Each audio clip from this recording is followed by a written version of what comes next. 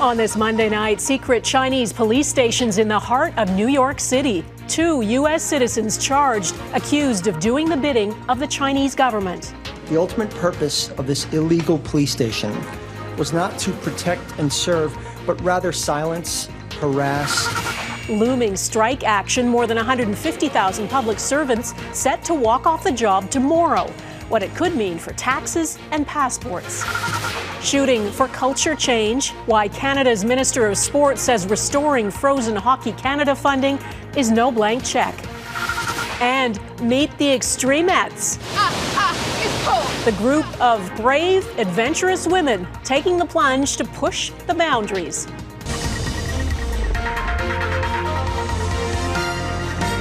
Global National with Donna Friesen. Good evening and thanks for joining us. We begin tonight in the United States, where the FBI has arrested 2 American citizens it alleges are Chinese agents working to monitor, harass, and silence Chinese dissidents and pro-democracy activists. The men are accused of operating a secret police station in the middle of New York City, similar to the ones being investigated here in Canada. U.S. authorities are calling it a flagrant violation by China of America's sovereignty. Jackson Proskow has our top story tonight. The alleged Chinese outpost operated in the heart of Manhattan. Prosecutors say it was a base for a campaign of transnational repression, targeting pro-democracy activists and Chinese dissidents on American soil. It is our belief that the ultimate purpose of this illegal police station was not to protect and serve, but rather silence, harass, and threaten individuals here in the United States. 2 New Yorkers are now charged with conspiring with Chinese authorities and later deleting evidence of their communications. The FBI alleges the men worked at the station to locate at least one pro-democracy activist in the U.S. at the behest of Chinese authorities. These defendants did China's bidding in secret. In a separate investigation, 34 members of China's National Police Service are charged with running a campaign of harassment and intimidation, targeting Chinese nationals in the U.S. Online troll farms spread Beijing's message and attacked activists. We are on to you. We know what you're doing, and we will stop it. China's tactics, especially its dozens of so-called police stations, are under investigation around the world. In Canada, a Spanish civil rights group revealed there were 3 potential outposts in the Toronto area and 1 in Richmond, BC. While in Quebec, there's an ongoing RCMP probe into 2 suspected facilities. Our investigations are continuing in those matters, and if we gather enough evidence to lay the appropriate charges, we will do so. China has long insisted the properties are volunteer-run service centers that have no connection to policing or national security. The charges in New York suggest Western authorities can now prove otherwise. A third complaint was unsealed Monday, alleging China also compromised the video conferencing service Zoom in an effort to target dissidents. A Zoom executive has been accused of disrupting meetings and of sharing information with the Chinese government. Donna? Okay, Jackson Proskow in Washington, thanks. In Canada, dozens of top military and national security leaders, plus former politicians, have signed an open letter calling on the federal government to spend more on national security and defense. They say Canada's capabilities have atrophied after years of cost-cutting and downsizing, and that this country cannot afford to conduct business as usual.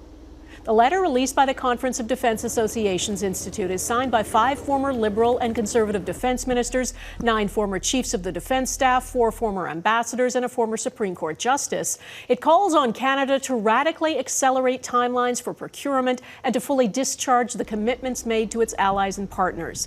Canada's defense spending last year was just 1.29% of GDP, well below NATO's 2% target. The Canadian Broadcasting Corporation says it is pausing its activity on Twitter after the social media platform labeled the news outlet as government-funded media at the urging of federal Conservative leader Pierre Poilievre. In a tweet, the CBC said our journalism is impartial and independent. To suggest otherwise is untrue. That is why we are pausing our activities on Twitter. CBC and Radio-Canada are not government-funded. They are publicly funded through a parliamentary appropriation that is voted on by all members of Parliament. Attitudes towards many established news organizations, especially from Conservative politicians, have hardened in the last decade, and accusations of fake news have become a common political refrain. In Alberta, Premier Danielle Smith has announced she will limit reporters to just one question, no more follow-ups. On the eve of an election, it's widely seen as an attempt to avoid too much scrutiny. Heather Yourex-West reports. I just have to say that we've had a question and a follow-up for years, and I don't understand why we don't have a follow-up this time. Audrey, it's an election. That's why we're sort of getting into election mode, and so we've lots of people who want to answer questions. It doesn't change anything. A frustrated exchange between a reporter and Alberta's Premier Friday after a new pre-election communication policy was announced. For the next 6 weeks, reporters will be able to ask the Premier and leader of the United Conservative Party one question, and one question alone. On the last pre-election episode of her radio call-in show on a station owned by the parent company of Global News, Smith explained the policy shift. We are going to continue doing media availabilities. We're going to continue doing scrums. We're going to continue doing town halls. It's just each media outlet will get one question instead of getting two while we're in this period of the campaign, because I just need to make sure that we're getting to as many people as possible. Given we're heading into an election and the writ is yet to be dropped, this is another level of control of the narrative. The policy comes as the UCP leader faces accusations that she interfered in the administration of justice by talking with a Calgary pastor about his case in the weeks before his criminal trial. Artur Pawlowski is charged with mischief for inciting people to continue a blockade at the Coutts border crossing last year. Smith's conversation with Pawlowski is now the subject of an investigation by the Provincial Ethics Commissioner. She's not afraid to pick a fight with the media, right? I think it's a bit of strategy going into an election that's going to be pretty ugly. It's a strategy, according to this former UCP government chief of staff, designed to resonate with Smith's base and increase opportunities for questions from conservative-friendly news outlets. But will the strategy lead to more Alberta voter support? There's just 6 weeks left to find out. Heather Yourex-West, Global News, Calgary. MPs are back at work in Ottawa after a 2-week break. A looming strike by federal government employees. We'll have more on that in a moment. Plus, inflation that's threatening the economy and constant questions about foreign interference is all putting pressure on the government. Our chief political correspondent, David Aiken, is following developments. Statements by members. Déclaration de députés. The government began the parliamentary week with a simple mission: pass the budget. We are going to make sure that Canada's economy is on the train to the 21st and 22nd centuries. But the official opposition had a different mission: keep up the pressure on what it perceives as a failing government. After 8 years of this government's soft on crime policies, Canadians don't feel safe to walk on the streets or use public transit. The government has been trying to censor social media platforms for quite some time. They told us that the carbon tax would make emissions go down. Well, the new report out shows that for the most recent years, emissions went up. Wow. The tax goes up, the emissions goes up. At a morning press conference, the Prime Minister dismissed concerns about the path his government has taken. To govern is to choose, and the choices we're making are consistently about building the very best future for Canadians in every way, and that includes keeping people safe. The Conservatives are also keeping up the pressure on the foreign interference file, arguing Monday for a new parliamentary committee investigation into the Trudeau Foundation. That's the charity that bears the name of the Prime Minister's father, Pierre Elliott Trudeau. The foundation's directors resigned en masse last week, and the foundation itself has called in the Auditor General to examine the circumstances of a failed attempt to return a $140,000 donation given to the foundation by an individual who allegedly has close ties to the government in Beijing. It is becoming clear that there was, from the beginning, a concerted effort by the Xi Jinping regime to co-opt and shape the direction of this Liberal government. The government rejects that idea, and the Prime Minister himself says he has nothing to do with the foundation named for his father. It's been 10 years now that I've had no direct or indirect involvement with the Trudeau Foundation. That answer is not going to calm the opposition, though, and as a result, we could soon be in the extraordinary situation where 4 different parliamentary committees are each conducting their own investigation into foreign interference. Interference, the opposition alleges, benefited Liberals. Donna. Okay, David Aiken in Ottawa, thanks. A strike by Canada's largest public sector union is looming. More than 155,000 Canadian federal public servants are set to walk off the job Wednesday if a deal can't be reached with the federal government. The union claims there has been little movement on its key priorities, so it's issued an ultimatum.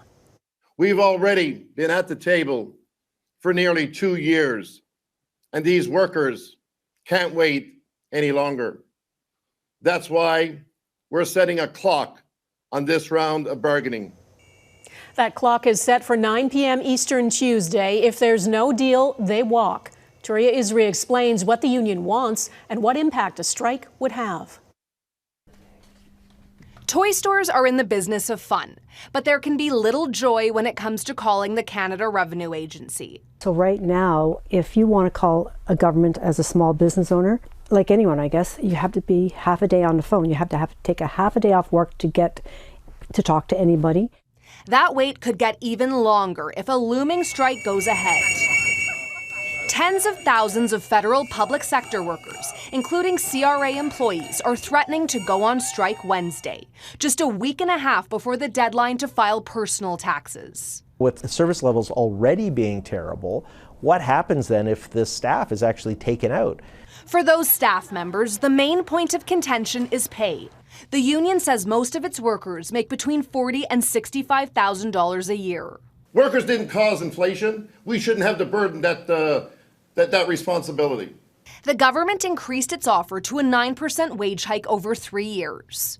But the Public Service Alliance of Canada wants a 13.5% raise over 3 years. We're very hopeful that we're going to be able to resolve this, but it's at the bargaining table that these things happen. Employees also want more rights to work from home. The federal government mandated them back to the office for 2 to 3 days a week. What does a picket line mean in 2023? The union is striking in part for the right to work from home, but is insisting that workers show up physically at the picket line if they want to get strike pay. If the strike goes ahead, there could be more service disruptions and delays. Things like processing immigration applications and passports. Ottawa only recently cleared the massive backlog. It was a little bit unnerving that it was coming up. We had to get together soon and come out extra early to make sure that we got the passport on time for our trip. If there is a strike, the government insists essential services will continue. And for now, the CRA has no plans to extend the May 1st tax deadline for most Canadians. Donna? All right, Touria Izri in Ottawa. The battle for control in Sudan. Coming up, dozens dead, even hospitals under attack as fighting between a paramilitary group and the Sudanese army intensifies.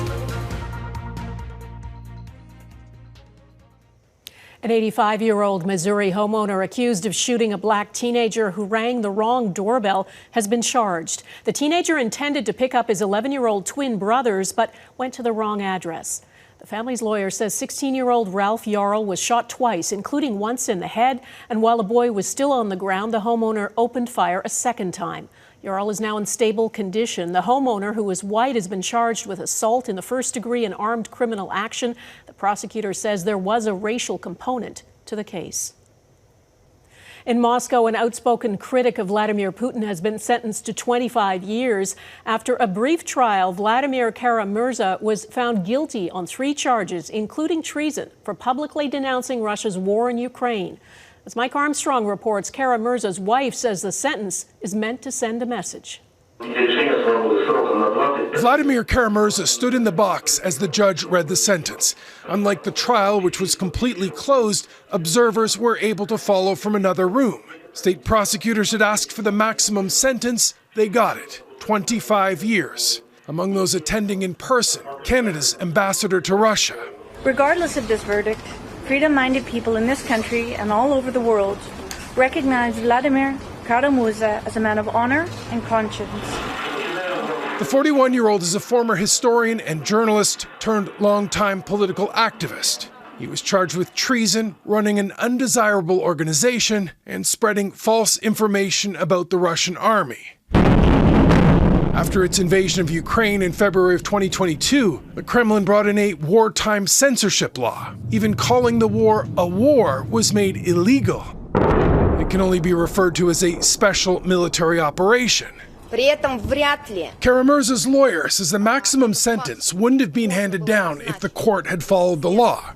Her client is a father of 3 with a clean record. This sentence shows that they're so afraid of him and they hate him so much for his consistency, for his courage.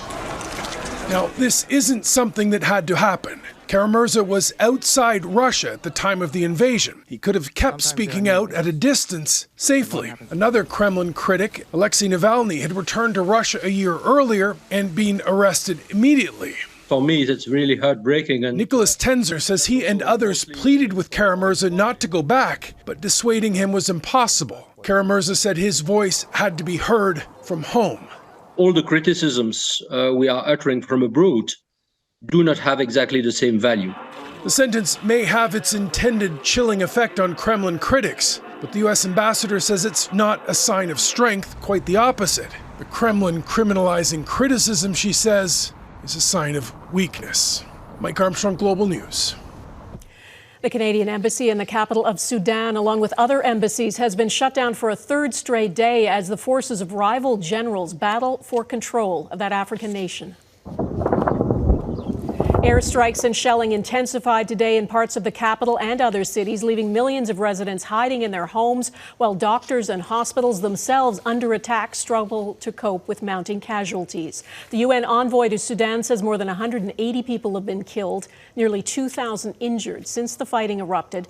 The situation is making the humanitarian crisis in Africa's 3rd largest country even worse.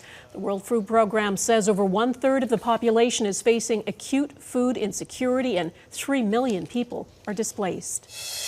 It's being called a record drug seizure for Italy. Police recovered nearly 2 tons of cocaine floating off the coast of Sicily. It's worth more than 400 million euros. The drugs were found during a routine Navy surveillance flight. Authorities suspect the whole was dumped at sea by a cargo ship with the intention of it being recovered later by traffickers. Building back trust still ahead. Players and parents respond to a reset from Hockey Canada.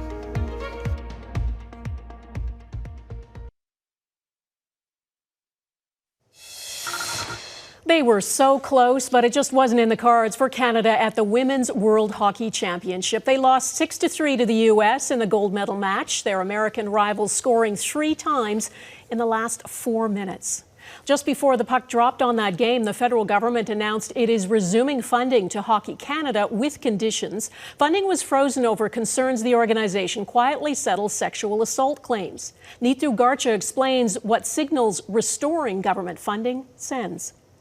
Hockey dad, player, and coach Dampy Brar and his 15-year-old son know the culture in the sport needs to change. The change has to start, we always say, from the top down. We have to fix that culture in the dressing rooms, and the players need to be more positive and work together, teamwork, and build each other up. And they're eager to see how Hockey Canada will help set a new example now that it claims to have built back some trust after its mishandling and cover-up of an alleged sexual assault in 2018. What were your thoughts when you heard that the funding is going to be restored? I think it's probably, in my opinion, premature for the Government of Canada to reinstate funding. The federal government says the national governing body has met the conditions that were set out, but for some, like this junior hockey team GM, it's left more questions than answers. It's still been very tight-lipped from Hockey Canada's perspective, and that's what concerns me still. Are things really changing, or are we being pressured now to give Hockey Canada back the money because of, recent events that are going on? Again, it's the top sport in Canada. Federal Sport Minister Pascal Saint-Onge was asked why Ottawa's conditions for Hockey Canada don't include a ban on the use of non-disclosure agreements, like the one used to cover up Hockey Canada's settlement of the case in which a young woman alleged 8 hockey players sexually assaulted her. We are looking at ways that we can deal with that question, not only for Hockey Canada, but for all federally funded sport organizations. We're working on it currently, so we'll come back with more answers about that. Conditions include implementing recommendations from a review and more frequent reporting to Ottawa. Hockey Canada has yet to hire a new CEO after electing a new 9-member board in December. It affects those programs that rely on this type of funding and to introduce kids into hockey, especially at the grassroots level. If the culture feels good in the room, the team will also do well. The Brawers say the major culture shift promised by Hockey Canada would be the biggest game changer for those in the minor leagues like them. Neetu Garcha, Global News, Coquitlam, BC. Extreme exhilaration next. The New Brunswick women living life to the fullest.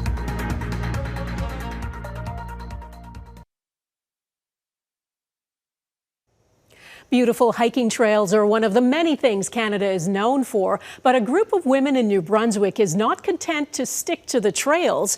Their motto is taking life to the extreme, and for them, that means plunging into icy waterfalls, no matter the season. Shelley Steeves caught up with them on one of their adventures.